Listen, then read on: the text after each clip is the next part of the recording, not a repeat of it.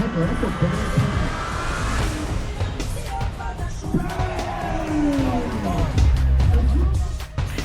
having some fun this summer. Hey, coming up here on NBA Today, ESPN's new power rankings. They were just released. Wait until you see who's ahead of Luka and the Lakers.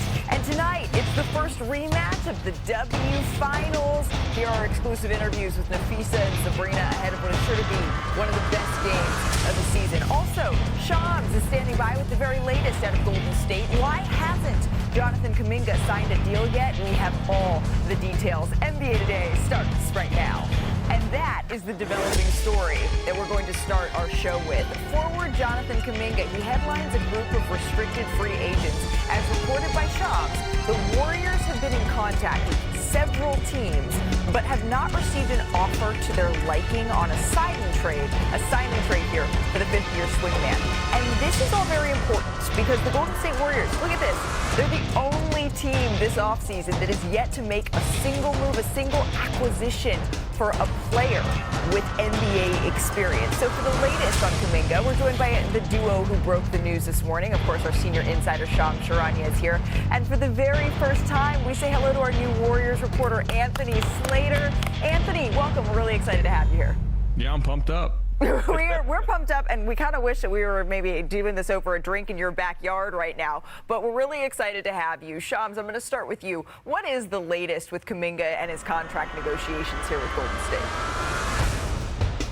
Malika, this is turning into a battle of control over the short and long-term future of Jonathan Kuminga as a Warrior or otherwise. I'm told the Warriors presented Jonathan Kuminga with a 2-year, $45 million offer that contained a team option in the second season, as well as him forfeiting a built-in no-trade clause as part of the deal.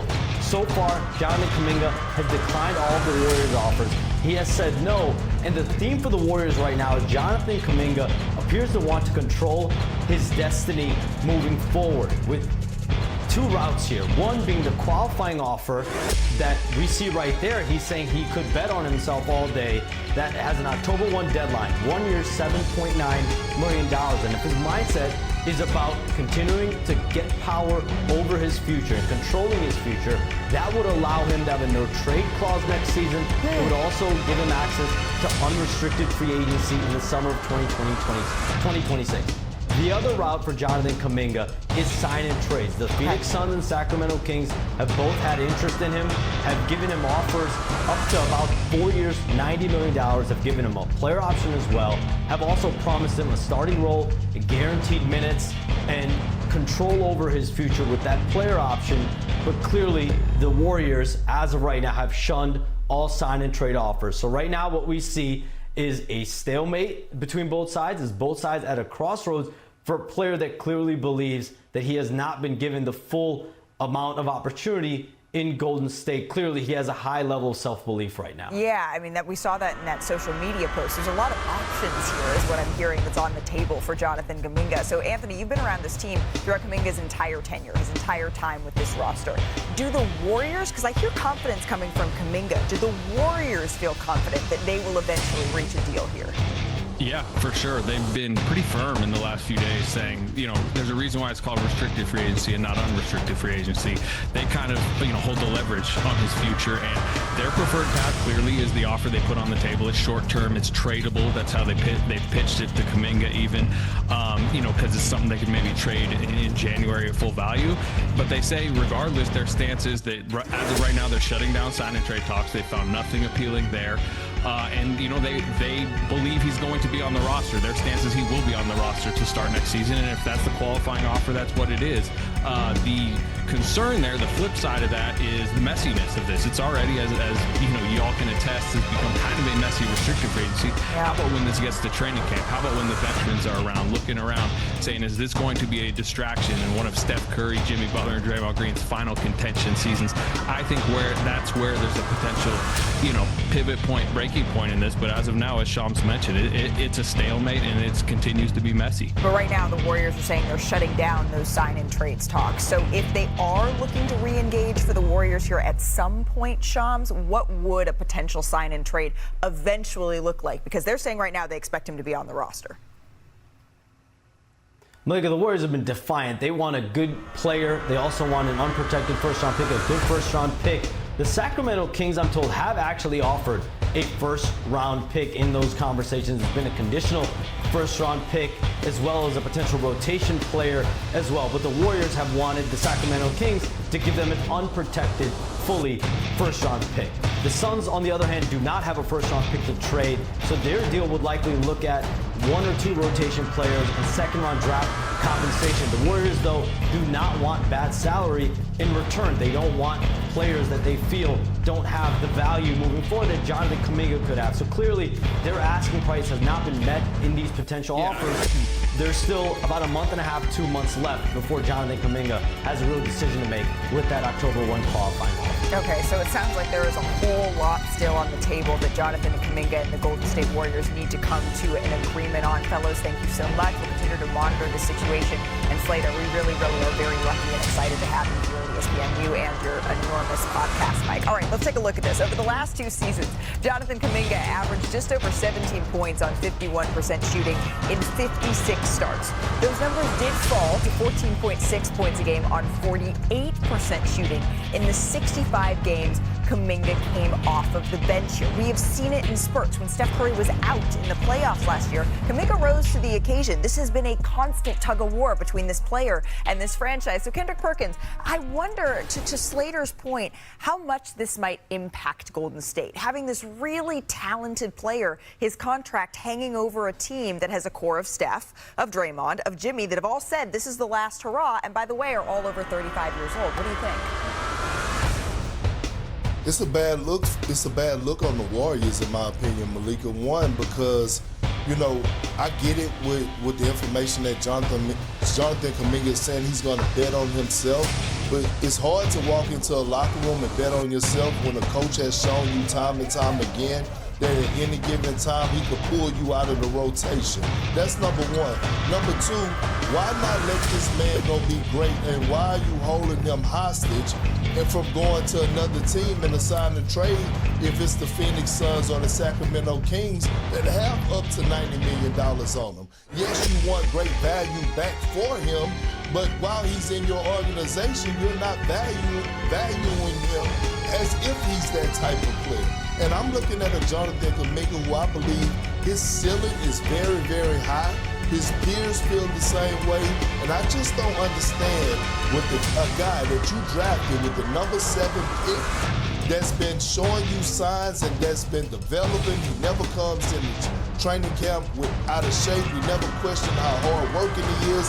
He's gotten better every single season. What is the deal? Well, the one thing that's really interesting, the Warriors are getting only offers from Pacific Division foes. They have not done a trade with the Kings since 1991. I believe that was the Mitch Richmond, Billy Owens trade, if I'm not mistaken. They haven't done anything with the Suns since 2013. So it may not be that attractive for the Warriors to send this guy to a Pacific Division foe. Right. And if you look at what the Kings are offering, they're offering Malik Monk, and they're offering a protective first. The Carter thing, I don't think that's going to happen, Devin Carter, because he doesn't make enough money. So in order to get the money that you want for Kuminga, you have to do Malik Monk, who averaged 17, 5 rebounds, 3 assists. But are we losing the plot here a little bit? I think what Perk mentioned about the lack of faith that it seems repeatedly that the Golden State Warriors have had in Kuminga. And Steve Kerr wants to go. He wants to go. He wants to go. And the Kings are offering a starting spot. Okay. Power forward next to Keegan Murray, next to Sabonis. He's talked on a Zoom call with Scott Perry, as you know, the GM, B.J. Armstrong, the assistant GM, and also with their head coach. Okay.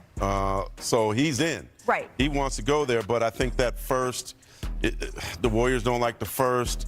And then the Suns, I heard they're like offering Royce O'Neal in 4 seconds and Nick Richards. That's just not pretty enough. You are around this team as much as anybody, and you know how deeply sourced Anthony Slater is around Golden State, one of the very, very best. He's saying that the talks right now, they have stalled. And so realistically right now, we are looking at a team that has 9 players, 9 players on their active roster. Well, and I saw Gary Payton II 2 days ago. Yep. And I'm like, what's going on? He's like, Waiting on JK. Right.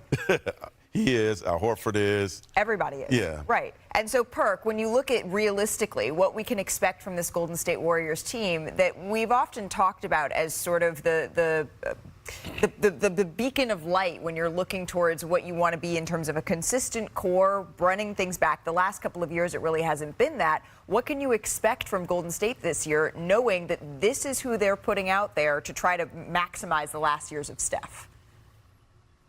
Well, the way that this is trending, I'm not expecting greatness, right? They traded for Jimmy Butler at the trade deadline to come in and give Steph Curry life. He did that. Now you want to go into training camp not only healthy, but having those guys be able to get the reps on the floor, but you want to go into training camp with no distractions. Right. You want to go into training camp with the hopes of building team chemistry. Think about the Warriors and where they've been over the last 2 to 3 years, right? It's been the Klay Thompson drama, the beef with the organization. Can Steph finally come into the season without drama, where it's solely focused on basketball in that locker room? If they don't address this Jonathan Kuminga situation, then again, they're going to be entering another season with one of the greatest players to ever play the game of basketball with not that much time left, with drama, instead of focusing on basketball and hitting the ground running. And I think the Warriors have proven over the last couple of years that it's been really, the true timeline thing has been really hard for them to master. They haven't quite found a way to bring along young talent in a way that is fair and also reflective of the victors go the spoils. In this case, the spoils were extensions to SGA, to Jalen Williams, to Chet Holmgren, all this offseason. And spoiler, that kind of long-term stability, it's also what lands Oklahoma City in the #1 spot in ESPN's off-season rankings that dropped today on ESPN.com. But let's just take a look at the rest of those rankings that were all released today here. So the back half of the rankings, it's filled with sort of perennial lottery teams here with 2 exceptions. You see the Celtics, and then you see the Indiana Pacers. Remember the Achilles injuries, Jason Tatum, Tyrese Halliburton, both franchises, they traded away talent that was essential to their recent successes. But one team's cast-offs is another team's treasure. So the Milwaukee Bucks, they come in at 14 after they signed Miles Turner, while the Hawks, they find themselves coming in at 12 with the additions of Kristaps Porzingis and Nickeil Alexander-Walker. So that gets us to the top 10. It is fueled by this season's off-season moves. The Magic, they jumped up to 8th, trading for Desmond Bane. The Clippers, they come in at 7. Bradley Beal, John Collins, Chris Paul. The Rockets, they have the #2 spot after signing Kevin Durant. So let's welcome in our senior writer, Tim Bontemps, who contributed to these rankings on ESPN.com. Tim, when you look at your biggest takeaway from the top 10, what would that be? To me, Malik, it's Houston, as you just mentioned, being in that 2nd spot, and to a lesser degree, the Denver Nuggets being 3rd. You look at the top 3 spots, all being dominated by Western Conference teams. It goes back to those Achilles injuries you mentioned before with Jason Tatum and Tyrese Halliburton. The league, even more than ever, is tilted toward the Western Conference. And after that Kevin Durant trade back in June, Durant going to the Rockets in exchange for Dylan Brooks, Jalen Green, who became the 10th pick in the draft, Kaman Malawak from Duke. That addition of Kevin Durant to the Rockets, a team that, as we saw in the Warriors series, is an exceptional defensive team, but struggled at times to score, and particularly Jalen Green struggled at times to be their lead perimeter scorer. To put Kevin Durant in, a guy who, even at this stage of his career, is a 50, 40, 90 guy in the high 20s per game, he is exactly the kind of piece they needed, and we could very easily be seeing a Houston-Oklahoma City Western Conference Finals. Malika, I know you and I would both be very excited to see Kevin Durant back in Oklahoma City with a chance to go back to the NBA Finals. Can you imagine that atmosphere? Oh, it's bad. That would be awesome. It's bad. I've seen it. That would be awesome. Bring out the cupcakes. It's not. Perk knows it's not. It's bad. Yeah. Okay. But anyways, good list. I don't understand why Denver is not #2. With Houston, I show and prove. Kevin Durant is amazing, one of the greatest players of all time, but it's going to take some time for them to gel, figure it out. They lost in the 1st round. They got to earn it. I'm not going to give them their flowers this quick. Denver, I know what they are, and that trade they made, the additions they made, exceptional. I like Denver as this is a team that pushed the champs to 7 games. I like them too. I like them as #2. Also, how are the Knicks not higher? Why are they not above Cleveland? Like, the Knicks were in the Eastern Conference Finals. They added 2 shooters. They got a solid, great coach. I would have flipped those two. I mean, Cleveland, they didn't make it to these finals 2 years in a row. I like the Knicks ahead of them. I don't think anyone's going to argue. I think that's maybe a little bit of dealer's choice. I don't know if anyone's going to argue with you on flip-flopping those two. It's a matter of decimal points. I don't know. Tim got that look, though. Tim got that look. Tim has put a lot of work into this list. I did, before you respond to that point, Tim, I'm hoping that we can hit on the Lakers being number 10 here, Perk. Not because they shouldn't be 10th, but I am curious. We've spent the beginning of our show talking about the lack of moves from the Golden State Warriors. The Golden State Warriors are ahead of them, and then the Orlando Magic and Los Angeles Clippers all ahead of the Lakers, Perk. So three things. Okay, Number one, Tim and everybody else who made this list need to be fined. Number 2, or they need vacation time because this list is horrible. This list is horrible. And the reason being is because you have the Lakers at number 10. That is beyond disrespectful. The Lakers are the best team in California right now. The Clippers, they're old. That's a nursing home. They have too many concerns, especially when it comes down to the health of Kawhi Leonard, who's their best player.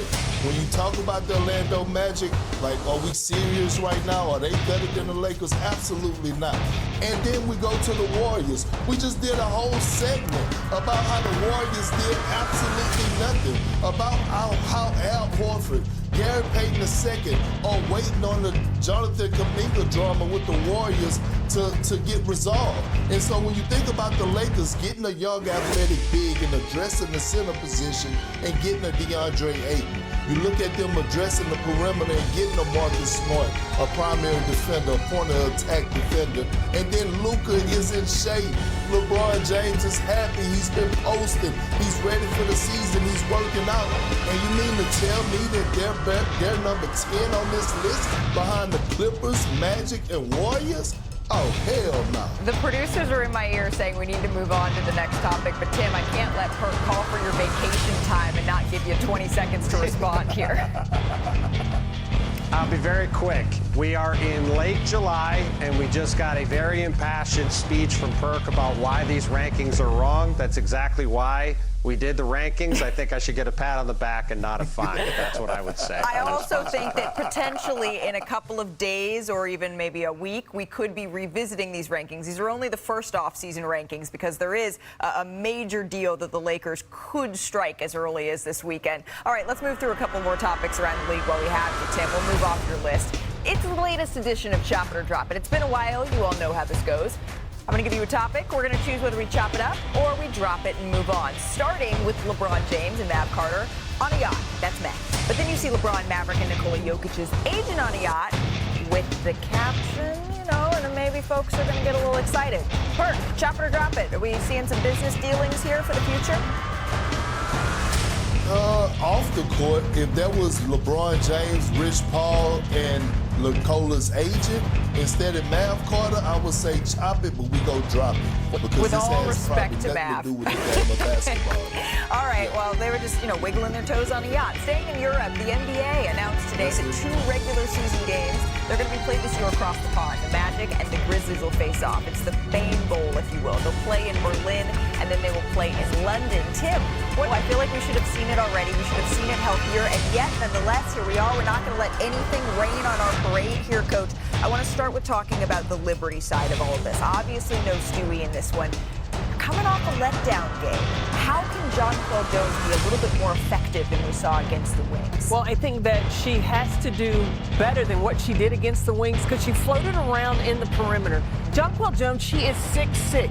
Now, where's the weakness for the Lynx? I think it's interior defense. And with Jonquel Jones, if she establishes herself inside, what does that do? That makes the defense have to collapse on her, and then New York can do what they do well. We talked about they make 10 threes a game. Well, those threes aren't open if you don't have to worry about what's in the paint. The other thing that Jonquel has to do is she has to get on the glass. Her rebounding is down in their losses. She gets almost 10 rebounds a game in the wins. She's got to dominate in the paint. When you're looking at what you're going to be watching most closely in this one, I know that Fee's saying there's been changes, roster, all this different stuff, but it's still a finals rematch. What should we be taking away from this? Well, there are a couple things. I think Natasha Cloud has to do a good job getting into the paint as well, because this is a Minnesota Lynx team. They send a help side defender on 78% of drives. So if Natasha Cloud can get into the paint, help side defender comes. Now we've got those kickouts for those three-pointers. For me, talking about the Lynx side, it's Napheesa Collier.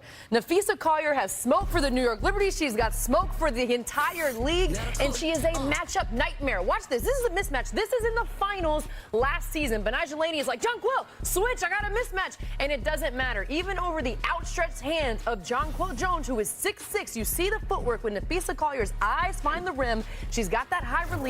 It is so tough to stop. That was a game winner in game one on the road. Then same thing here. Napheesa Collier, last year, 3rd in the league in post-ups with her back to the basket. This year, 4th in the league in post-ups. That's where she likes to operate. Here, gets the ball 4 on the outside of the perimeter, so Fee can cook on the inside. 1 foot, fade away, high release. It is so tough to guard. With Breanna Stewart not playing in this game, I'm very interested. Jonquel Jones will probably have the matchup, but it doesn't matter who has the matchup with Fee. She has been unstoppable, but it's going to be even harder without Breanna Stewart on the floor to slow down Fee. I want to go back to, you said Natasha Cloud was key for New York getting in the paint. Well, for Minnesota, I think it's key for Courtney Williams to get in the paint for Minnesota. Now, Courtney Williams is the point guard now for the Lynx, and she has got to get to her spots. Where is that? That mid-range, that elbow area. Yes, she has the ability to shoot the three, but she has got to be aggressive in transition. I don't know if there's another player that is faster with the basketball to keep the pressure on the defense in transition. And when the defense has to worry about Courtney Williams, then, Fee has room to work. Right, because Cheryl Reeve has said that this team oftentimes goes as much as Fee is the engine. Courtney Williams' team also goes as she goes. So she needs to be in her Birkin right now. Before we let you ladies go, today is a big anniversary for the W. Did you guys know this? On this date, Lisa Leslie threw down the first ever dunk in the W. So we just thought we'd show some highlights. Who doesn't love to see this? 2002, the Sparks. With ease. Wow. Yep.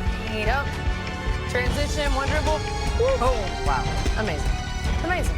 Well, I think that this shows she was the first, but there are several women in the league right now that can dunk. They haven't yet, but they've got that in their bag. I mean, Dominique Malonga. We've only, in 28 years of the W, seen 3 teams that were able to win back-to-back titles. Knowing all of that, how do you stay grounded in the process and the pressure? Yeah, I mean, I think that's a huge part of probably why it hasn't happened more. Like, it's a lot of pressure to try and repeat, and the second one's always harder than the first because everyone's coming to get you every single night, and what you did last year to win is not good enough to win this year, and I think that's something that we understand is we have to be better. 67-62 in a classic overtime Game 5 win. What's fueling your game this season? Last season, just the way that it ended, like, we want that championship so badly, and so with that, you have to come back better. What we did last year wasn't good enough, so we knew that we had to work really hard in this offseason, and that's what I try to do. I love that you mentioned last year because you do have a couple more matchups coming up with the Liberty in the regular season. Based on what you learned about your team and their team last year, how do you think you match up now? I think we match up great. We have always matched up really well, which is why it was such a fun series. The play that may live forever in WNBA history. 2 really great basketball teams going against each other. It's going to feel like playoffs. We played them like 3 times in a row. So it's going to be some really great basketball again. And it's really just whoever is best that night because you have so many great players, such a great team overall in both teams. And so you have to see who shows out for that night. Let's talk about your season. Red hot start for the Liberty. By the team standards, you could say maybe struggling a bit. Where in particular do you think you guys need to improve? I'd say being a little bit more consistent, and obviously I think it will help having JJ back. There's just been things changing every single game, players going in and out, and sometimes that kind of leads to some complacency, and so really looking forward to us being able to get back to it and make a great playoff push. I know that you've said that the losses are the things that really stay with you. When you think about last year, how are you using that as fuel and not necessarily as pressure? I don't think we have any pressure. We didn't win. The pressure's on the winners. It's something that was like so close in your grasp, and of course we made it to the final game of the finals. We want to be on the other side where we're winning. And what we did last year wasn't enough, so you have to come back a little bit better this year. Stay in the gym a little bit longer, work a little bit harder, in practice, or go for that loose ball. It pushes you a little bit more. Ooh, I can't wait with the Liberty and Lynx squaring off tonight. Let's take a look at some notable finals rematches which took place in the regular season. On February 2nd of 1997, a rematch between the 96 Bulls and the Supersonics. Michael Jordan dropped 45 points against Seattle, accounting for nearly half of Chicago's points. They won it 91-84. And then on January 30th, 2011, the Celtics and the Lakers, a rematch of the 2010 finals. Kobe Bryant, 41 points. But Paul Pierce, he scored 32 of his own. The Celtics, they beat the Lakers 109-96. And then let's go here to December 25th, 2016. The Warriors and the Cavaliers, a rematch of the 2016 finals. Our very own Richard Jefferson, the Ball of Famer, sparked a 14-point fourth quarter comeback with Kyrie Irving sealing it in a game winner over Klay Thompson to get that win. And then let's go back to the W here. July 6th, 2017, the Sparks and the Lynx, a rematch of the 2016 finals. Sylvia Fowles dominated. She had a double-double in this one. The Lynx, they avenged their 2016 finals loss 88-77. And then June 15th, 2024, it was a rematch of the 2023 W finals. The Liberty, the Aces, Jonquel Jones, who would win finals MVP later that season, 34 points, 8 rebounds. The Liberty went on to win this one 90-82. So ahead of tonight's game, I'd like to welcome in our gambling guru here, the host of ESPN Bet Live, Tyler Fulgham. Tyler, it is always good to see you, especially when you are in such bright stripes. You look very ready for summer and ready to get us set for this game. So Tyler, what is your best bet when you're looking ahead to this matchup? I like the spot for the Lynx. Let's start with the fact that they're the best team in the WNBA, led by the MVP favorite in Napheesa Collier. On the other side, though, the Liberty are dealing with no Breanna Stewart, perhaps their best player. The fact that they've really struggled on the road this season. They're 2-8 ATS away from home. And in the underdog role, they haven't covered a single game this year. They're 0-for-3 in the underdog role. In fact, because of Stewart's absence, this spread with the Lynx laying 7.5 is the largest underdog role the Liberty has seen in 3 years. So this is uncharted territory for them in this iteration of their team. I think they're really in a rough spot in their schedule right now, so I'll lean on the Lynx and their domination. I think they win this game, Malika, and cover by the 7.5. And they're really motivated coming into this one as well, right? They want to avenge last year's finals result. I know you have your eye on all things W, though, Tyler. So looking ahead to the rest of the season, what's your best bet there? Yeah, at ESPN Bet, you can guess over/under win totals. These are adjusted for where these teams are currently stand in the standings. And I think the Liberty under 30.5 wins is, again, another wager that I like. Remember, now we play 44 games in the regular season, not just the 40, so remember that. So there's 4 extra games. However, this team would need to win, I believe, 14 of their next 19 games to get over 30.5. Which they certainly can do, but again, Breanna Stewart's not healthy right now. Right. When is she coming back? Is she going to miss one game? Is she going to miss multiple games? So because of that uncertainty and the fact that they will probably still be the top team in their eastern side of the bracket, I think they get to about 28 to 30 wins and come in just under 30.5. When Tyler says it, you know that it is good advice, my friend. Thank you so much for taking time out of your day to preview this game with us. Hey, coming up here on